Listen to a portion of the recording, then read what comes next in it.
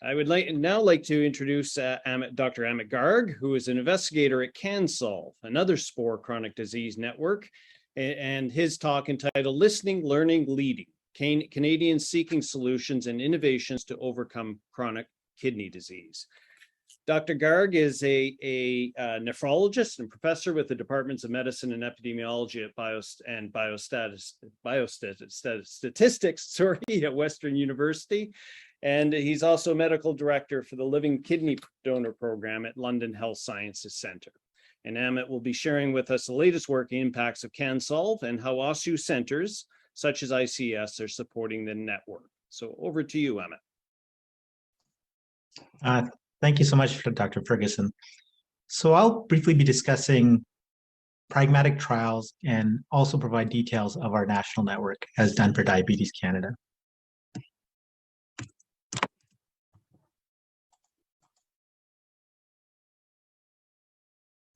So when we think about evidence and we're generating it, we think about information that helps us explain phenomenon.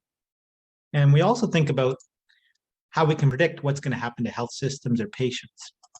But as alluded to in the last talk, really our biggest impact, whether it's at the patient level or policy level, is to intervene. There'd be a natural history of something that would occur, but because of what we're doing now, we've changed that natural history. And the reality is over 75% of the interventions we use in care currently, and that includes everything again from at the patient level all the way to the policy level, do not have reliable estimates of effect. So we're not sure if their use or how we're using them is achieving the best outcomes we want. Some of our best estimates of effects come from randomized controlled trials, but these are challenging to do, particularly done in the traditional way. There's time and variability considerations around Research Ethics Board, but that definitely has been improved with now the advent of Clinical Trials Ontario. We need many research coordinators to recruit, retain, and perform all the readings. There's often limited involvement of non-academic sites. Only certain types of patients enroll in trials, and so when we get the estimates, we're not sure they generalize to the whole population. And a cost of $4,000 a patient, which is an average cost for 600 patients, you're talking about $2.4 million. And often for 600 patient trials, you're only studying something we call a surrogate outcome. That means not the most important outcome that influences how people feel, function, or survive. In order to have adequate statistical power, you can only look at the surrogates. So this is a real challenge. So is there a better way, or in the words of a famous Canadian, can we skate where the puck is going to be? And I would put forward that with the support of OSSU, Ontario is ripe for doing what I call S5 trials. These are streamlined trials testing solutions which are simple, scalable, and sustainable. When I say streamlined, we're talking about large, pragmatic, randomized controlled trials, testing a low-risk solution with an efficient approach to patient consent, where the solution is delivered in routine care without research coordinators, and we leverage our existing data assets in the province, including ICS data, EMR data for the trial needs. And there's a real potential to do some types of trials better, faster, and cheaper than we could otherwise. So I'm going to give you an example of such a trial, and I just really want to acknowledge this was only made possible through the support of the Ontario SPOR unit in the early days, who really believed in this project, amongst others. So just to set the stage, when we provide hemodialysis, we set the temperature on a dialysis machine. And the usual temperature historically has been 36.5 degrees Celsius. But there's an alternative, and that is we could set the temperature a bit lower. And we could actually measure someone's temperature and then set the dialysis temperature accordingly, like 0.5 to 0.9 degree below their body temperature. And so this is an exciting thing to consider because there's at least 20 studies describing the benefit of a lower temperature, although they are limited in their evidence. There's over 20 studies, including observational studies saying that people live longer and have less heart attacks and strokes if you use this approach. It's well tolerated. It's safe. It's easy to implement in all machines worldwide. There's no cost other than minimal nursing training. And so when we think about this framework, this is a solution that has the potential to be simple, scalable, and sustainable. And if you were to prove that the intervention works and reduces the risk of the outcomes that matter most to patients and providers, it would immediately have a worldwide impact. And even if it doesn't work, that would be important too, because many people have adopted this. There's often practice variability, and many centers have now adopted this as the standard of care. But the question is, what's the secret sauce to doing this in a streamlined way? And again, with the traditional approach, if you have an outcome, let's say we want to see whether this intervention influences death rates or rates of hospital admission for heart attacks and strokes. If you had 3,000 patients, you followed them for 2 to 3 years, you're talking about a $9 million trial. And if you needed 1 or 4,000 patients, you're talking about a $12 million trial. And this is really the barrier to why we don't have better evidence in this system. So we conducted this trial to answer the following question: does adopting a center level protocol of personalized lower temperature versus standard temperature dialysis at 36.5 reduce the rate of cardiovascular deaths or hospital admissions? And this is called the MyTemp trial. Just for the record, these are all the publications so far, including the protocol, statistical analysis plan, and how we had patients fully partnering in the execution of this trial. The trial is also in press at a major medical journal, will be released later this year. In terms of the research design, this is a randomized trial, highly pragmatic in design, cluster-based. We're randomizing the hemodialysis units in the province. We use an alternative approach to consent. All baseline and follow-up information comes from existing sources, including our dialysis registry in the province. And the intervention is delivered by healthcare staff. So patients are notified by MyTemp through poster and letter and presentations that we made to patient and family advisory councils. The dialysis director needed to approve their site to participate.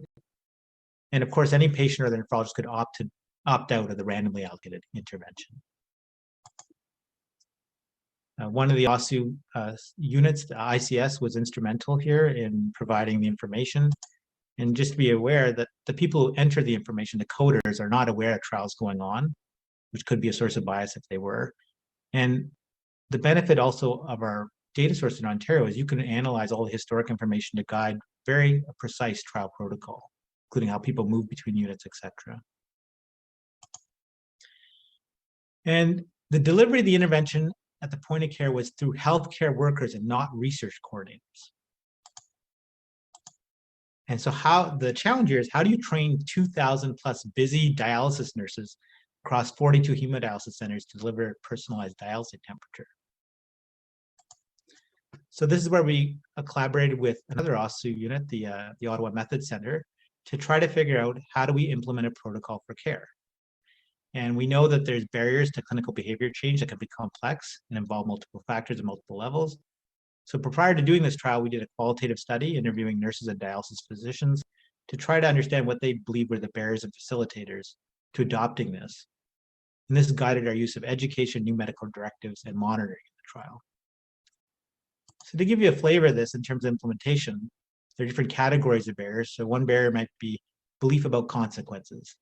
And what we mean by that is the nurse might say, well, if I have to do this, my workload is going to increase. Just that time of changing the temperature takes time. I have to measure someone's temperature, etc. So then you can organize your strategy to say, well, there's evidence to suggest you get less blood pressure drops on dialysis. And so that could reduce your workload and stress, directly addressing this consideration. Or they might say there's environmental context and resource barriers, like some dialysis machines don't go by 0.1, they go by 0.5. What if we don't have enough thermometers in the unit? What if the type of thermometer is like tympanic rather than oral?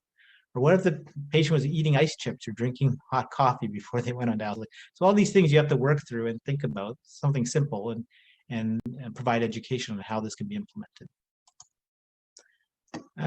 And then some would say the nurses don't have the authority to change a dialysis temperature. We need a physician order. But then if you have to go to every single patient and write a new physician order, that's totally not going to happen. So you have to roll out medical directives. And so we used this information to optimize the intervention before the trial launch. And then we monitored what was happening during the trial and provided feedback to keep people adherent to the allocated therapy. And so here are the units in Ontario, the little black dots on the right. These are all the dialysis units. And this was a successfully executed trial. To orientate everyone, this is a busy slide, but there was about 84 centers randomly allocated in the trial. We studied over 15,000 patients. The trial period was 4 years. This was about 4.3 million hemodialysis treatments we studied. And to give you context, we say 15,000 patients. The total evidence before was like a few hundred patients. So this is a dramatic difference in the quality of evidence that's available. In terms of the number of patients for any type of hemodialysis intervention, this is the largest trial ever done worldwide. And it was efficient. I think we learned a lot through doing this trial. I think we had to do it again. We could do it with a sticker price less than 1.5 million. Or in the traditional way, this would cost more than 9 million. And it was done pretty efficiently. Most trials run way over in terms of time. We did it very efficiently, and I think it was done faster than it would have been done in the traditional way. And this shows one part of the results. We got adherence to the allocated therapy. So this is the 4 years on the x-axis. The y-axis is the two groups in their dialysate temperature. So the standard temperature, we got what we wanted to achieve, and we got the personalized dialysis temperature. We wanted at least a 0.5 difference. And I want to highlight that this was also done during COVID pandemic. So once you implement these trials in routine care, even despite very challenging circumstances, because we just streamlined it, it was in the background, it didn't really get affected by the pandemic compared to many other research studies. So to summarize, I think we in Ontario are well positioned to do these types of S5 trials, streamlined trials, testing solutions which are simple, scalable, and sustainable. And this activity is fully endorsed by the CAN-SOLVE CKD Network, which I'd like to talk about next. So just like Diabetes Action Canada, CAN-SOLVE is one of these large national chronic disease networks established through CIHR's strategy for patient-oriented research.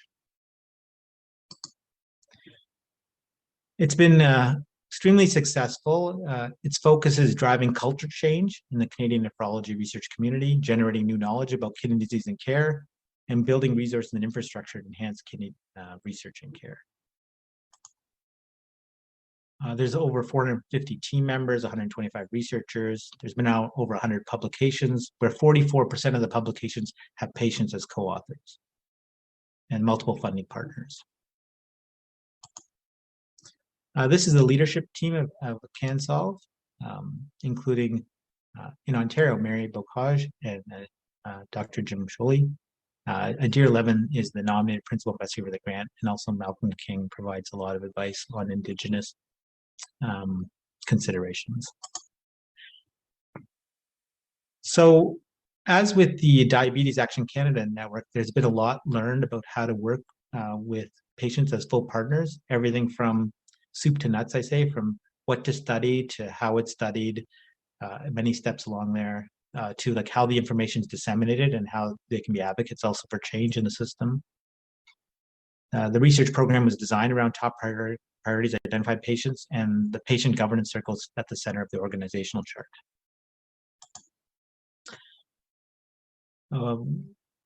There's also obviously a strong need to improve Indigenous cultural competence in the community.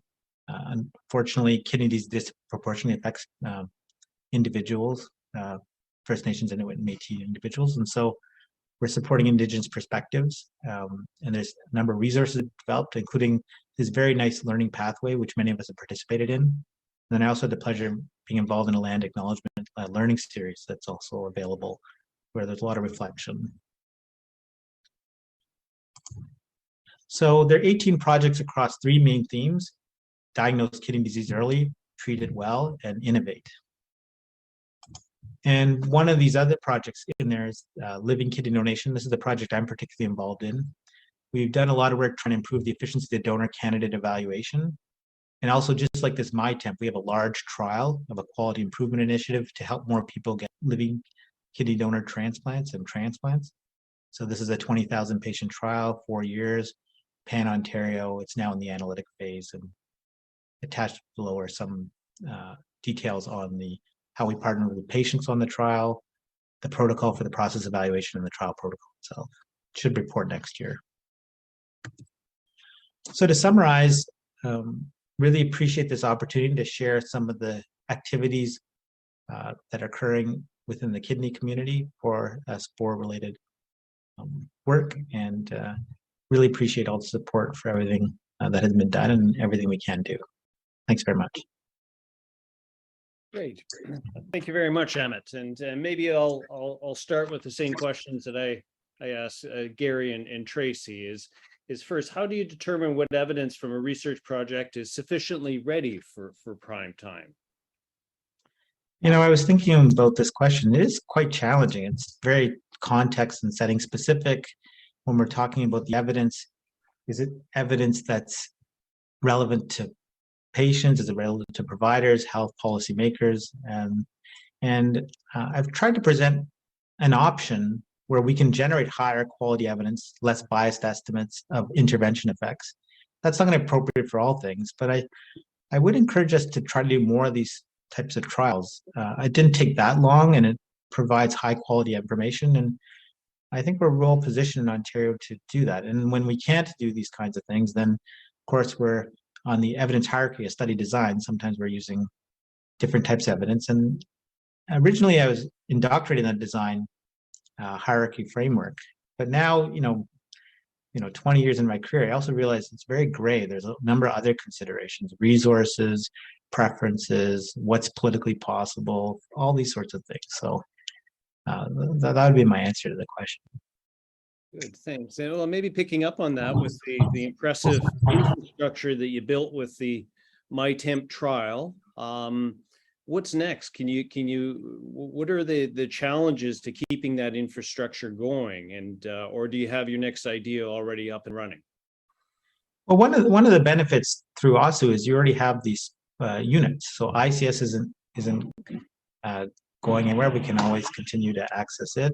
The Method Center is not going anywhere. So I think these fundamental building blocks will hopefully be there in perpetuity, which would be great. We found that this trial was very helpful in just raising awareness of what's possible in a community. And most of these sites were community sites. So with MyTemp wrapping up, we really think it's important to engage those sites just in celebrating what was done. Because we're creating a research-ready culture, right? And a learning, a lot of it's that. So just celebrating what was done, giving credit to the people in those sites with their leadership, like look at how innovative this was and what an impact it had. And we now have based on this experience, we now launched a dialysate magnesium trial. This will be 25,000 patients, 4 provinces. And we have, we don't call it like Dragon's Den, we call it like a Gardener's Grove type thing where we're nurturing ideas. So we have another major event next year where we've already selected 5 or 6 promising ideas for a process, and now they're building up those ideas, and hopefully many of them will be able to launch as large studies like this to really just generate high quality evidence. And my hope is that some of these will really have major, like the results will show major impact, whether patients live longer or healthier, and that they, again, because we're thinking about the implementation right from the beginning, if they do land in that way, then hopefully there'll be almost immediate worldwide implementation and have a major impact very quickly. So that's what gets me up in the morning, and that's what I find exciting in terms of the possibility. Very good. And before I ask my last question here, there's a comment from Sandra Holdsworth saying, "Great work, Dr. Garg. CAN-SOLVE is a great group and is doing amazing work." So just pass that on. And then the second question relates to that what resources and supports are in place to support patient or partnered research within CAN-SOLVE? Yeah, so CAN-SOLVE has a number of opportunities for patients to engage. You've heard some of the initiatives in Diabetes Action Canada are very similar in CAN-SOLVE network. So there's patient portal to participate in ongoing clinical trials, involving in patients in the governance. So they're reviewing all the projects, check-ins regularly. All of our project teams have patients engaged. And maybe I can also say one other thing there is that we think about patients being involved in several aspects, but I think we heard this also in Diabetes Canada. Patients also can be involved in thinking about the intervention actually becoming part of the intervention. So what I mean by that is in our access to kidney transplant trial, one of the parts is a peer support transplant ambassador program, where there are now hundreds of ambassadors in Ontario who are talking to people who are facing this issue of having kidney disease and inspiring them to think about transplants. So they're also like a part of the intervention. And that, in terms of scale, has really been wonderful to see, like hundreds of people dedicating their time and then generating new ideas. So it's been really wonderful, and I see it fully being sustained. Super. So with that, we'll end this session, and we thank you very much for giving some insight into your work and CAN-SOLVE's great work across the country. Thank you, Amit. So with that, we now have a scheduled lunch break, and we'll reconvene. It's 16 after. We'll reconvene at 12:45. So we'll see everyone then. Thank you.